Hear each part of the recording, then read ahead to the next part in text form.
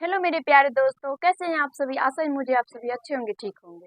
पीछे का वीडियो मैंने आज जो आप लोगों को बताया था उससे आगे आज हम लोग करने वाले हैं। पीछे की वीडियो में मैंने आप लोगों को बताया था 2 से लेकर 6 तक विभाजता का नियम। आज हम लोग करेंगे 7 से लेकर 11 और 11 और उससे आगे जितना भी विभाजता का नियम है वो सब आज इस वीडियो में हम लोग पूरा का पूरा कंप्लीट कर लेंगे। अगर पीछे का वीडियो आप लोग नहीं देखे हैं तो एक बार देख लीजिए और उसको सीखने समझने का प्रयास कीजिए। उसके बाद अगर ये वीडियो देखिएगा आप लोग, तो ये वीडियो तो आप लोगों को देखने की ज़रूरत भी नहीं पड़ेगा, आप लोग अपने आप से ही समझ जाइएगा कि इस वीडियो में हम क्या बताने वाले हैं आप लोगों को। तो चलिए इस वीडियो को हम लोग स्टार्ट करते हैं। इसमें हम लोग करेंगे 7 से विभाजता का नियम और पीछे का वीडियो में मैंने आप लोगों को बताया था 2 से लेकर 6 तक का विभाजता का नियम पूरा डिटेल में बताया था मैंने आप लोगों को, और उसी तरह हम आज इस वीडियो में भी करेंगे। 7 से विभाजता का नियम से हम लोग आज स्टार्ट करेंगे।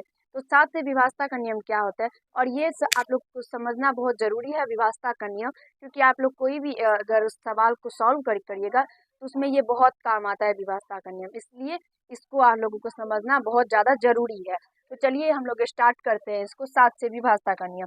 7 से विभाजता का नियम क्या होता है, कोई भी संख्या है ना, कोई भी संख्या है, अगर वो लगातार 6 बार या 12 बार, या तो आप लोग सिंपल से बोल सकते हैं, अगर वो 6 का गुणज बार अगर वो रिपीट हो रहा है, 6 का गुणज तो आप लोगों को पता होगा, 6, 12, 18 ये सब जो होता है, यानी 6 का जो पहाड़ा होता है, 6 का जो पहाड़ा होता है उसे अगर हम लोग पढ़ेंगे तो वो 6 का गुणज होता है।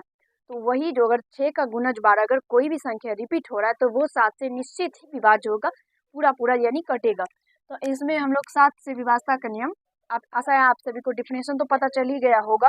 तो इसका हम लोग एग्जाम्पल कर लेते हैं। कोई भी संख्या हो सकता है, वो 1, 2, 3, 4, 5, 6, 7, 8, 9, 10 कोई भी हो सकता है, लेकिन वो 6 बार या तो 12 बार सिर्फ वही संख्या रिपीट होना चाहिए, यानी 6 तो सिर्फ 6 बार 6 ही होना चाहिए, 7 तो केवल केवल 6 बार 7 ही होना चाहिए, या 12 बार 7 ही होना चाहिए, या 18 बार, यानी 6 का गुणज बार। तो यहाँ से एग्जाम्पल हम लोग अगर मान लेते हैं 6 ही लेते हैं तो 6 को 6 बार लिखेंगे, 2, 3, 4, 5, 6। और इसी तरह का एग्जाम्पल आप लोग ले सकते हैं। ये बहुत आसान सा डिफिनेशन इसका है 7 से विभाजता का नियम का। आप लोग बहुत आसानी से इसको समझ सकते हैं, सीख सकते हैं। अगर कोई भी संख्या लगातार 6 के गुणज बार रिपीट हो रहा है तो वो 7 से पूरा पूरा कटेगा। और इसका एग्जाम्पल बहुत सारा हो सकता है, मैंने एक बताया है, आप लोग 1000 भी लिख सकते हैं।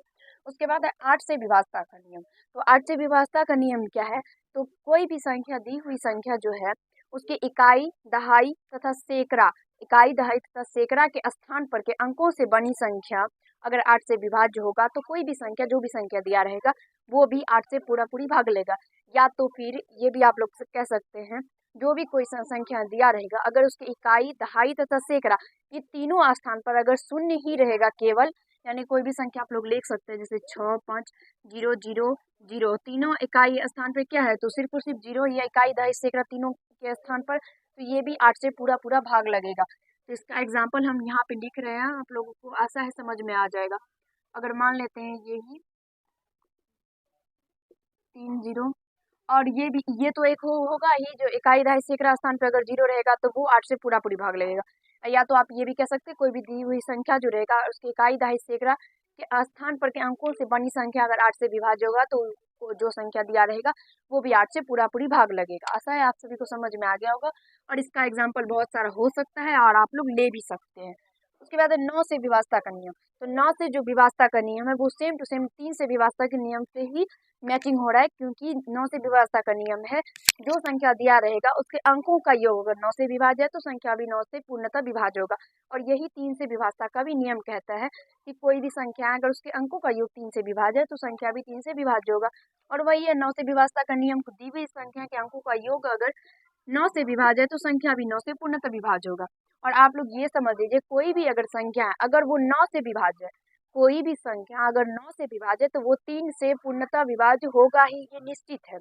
कोई भी संख्या अगर 9 से विभाज्य है तो वो 3 से विभाज्य होगा ही, लेकिन अगर कोई संख्या 3 से विभाज्य है तो वो 9 से विभाज्य नहीं होगा।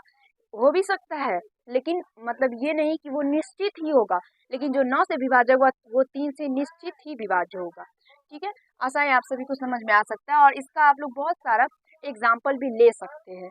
ठीक है, तो इसका एग्जाम्पल हम लोग 9 का क्या लेंगे, तो यहाँ से देख सकते हैं आप लोग, 7, 2, 9, 9, 10, 11, फिर 2 ले लेते हैं हम लोग 11, उसके बाद है 9 और 9 दूना क्या होता है 18 आता है, तो हम लोग जोड़ के 18 ले लेते हैं। ठीक है, तो यहाँ से 9 हुआ 2 और फिर यहाँ पे 7 ले लेते हैं। ये दोनों को भी जोड़ेंगे तो 9, इसको भी जोड़ेंगे तो 9, दोनों को जोड़ेंगे तो 18। 18 9 से क्या है तो पूर्णतः भाग लग रहा है, तो ये 9 से भी पूर्णतः ये संख्या जो है वो पूर्णतः भाग लगेगा। इसका बहुत सारे एग्जाम्पल हो सकता है, आप लोग ले सकते हैं और समझ सकते हैं। उसके बाद 10 से विभाज्यता का नियम, इसका बहुत सारा सिंपल सा है। 10 से विभाज्यता का नियम क्या होता है, तो जो भी संख्या है उसके इकाई स्थान पर अगर 0 रहेगा तो वो 10 से पूरा पूरी भाग लगेगा। कोई भी संख्या है उसके इकाई स्थान पर अगर 0 रहेगा तो वो संख्या पूर्णतः 10 से विभाज्य हो जाएगा। तो यहाँ पे आप लोग ले सकते हैं, इसके इकाई स्थान पे 0 है तो ये पूरा पूरी भाग लग रहा है 10 से। और अगर आप लोगों को विश्वास ना हो तो आप लोग क्या कीजिए, तो सब में 10 से भाग दे के देख लीजिए, और इसका बहुत सारा एग्जाम्पल हो सकता है, आप लोग ले भी सकते हैं, आप लोगों को समझ में अब आ गया होगा। उसके बाद है 11 से विभाज्यता का नियम।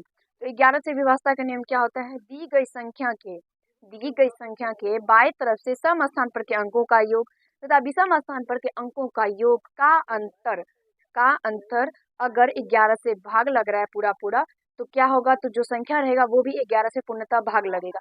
और हाँ, इसका एग्जाम्पल मैं नहीं बताऊंगी, आप लोगों को अगर परिभाषा पूर्णतः अगर समझ में आ गया है तो आप लोग इसका एग्जाम्पल खुद से हमें कमेंट कीजिएगा कि इसका एग्जाम्पल क्या होगा। इस बार मैं नहीं बता रही हूँ आप लोगों को, आप लोगों को खुद से बताना है कि इसका आप लोग सॉल्व कीजिएगा, आप लोगों को अपने आप आ जाएगा। ठीक है, थोड़ा सा दिमाग लगाइएगा तो आप लोगों को अपने आप आ जाएगा, और अगर आ जाएगा तो आप लोग कमेंट में जरूर बताइएगा। अगर आप लोगों को समझ में नहीं आएगा तो आप लोग ये भी जरूर बताइएगा कि हम लोगों को समझ में नहीं आया, तो मैं आप लोगों को फिर से बताऊंगी। ठीक है, तो ये आप लोगों को यहाँ तक समझ में आ गया होगा 11 तक। उसके बाद हम लोग कर रहे हैं 12 का मतलब विभाज्यता का नियम क्या होता है। तो 12 का विभाज्यता नियम क्या होता है, बहुत सिंपल है। 12 का जो विभाज्यता नियम है, कोई भी संख्या अगर दिया रहेगा, कोई भी संख्या अगर उस संख्या में 3 और 4 दोनों से भाग लग रहा है, अगर कोई भी संख्या उसमें 3 और 4 दोनों से भाग लग रहा है तो वो संख्या जो है वो 12 से पूर्णतः भाग लगेगा। 3 और 4 से अगर भाग लग रहा है कोई भी संख्या में तो वो संख्या 12 से पूर्णतः भाग लगेगा। उसके बाद अगर 15 का बात करें तो 15 का क्या है, अगर कोई भी संख्या है उसमें अगर 3 से और 5 से पूरा पूरा भाग लग रहा है तो वो 15 से भी पूरा पूरा भाग लगेगा उस संख्या में। इसी तरह से बहुत सारा है, गुणनखंड करके हम लोग निकाल लेते हैं, आप लोगों को मैं वही बता रही हूँ। आप लोगों को आशा है मुझे समझ में आ गया होगा, कहीं से कोई दिक्कत समस्या नहीं हुआ होगा। अगर आप लोगों को पीछे का वीडियो जो मैंने इससे मतलब पीछे बताया 2 से लेकर 6 तक, वो अगर नहीं देखे हैं तो एक बार देख लीजिए, और इस 11 से विभाज्यता का नियम का एग्जाम्पल आप लोग जरूर कमेंट में हमें लिखिएगा। तो आज इस वीडियो में हम लोग इतना ही करेंगे, अगले वीडियो में हम लोग फिर से इसी तरह का कोई बेसिक मैथ लेके आएंगे। धन्यवाद।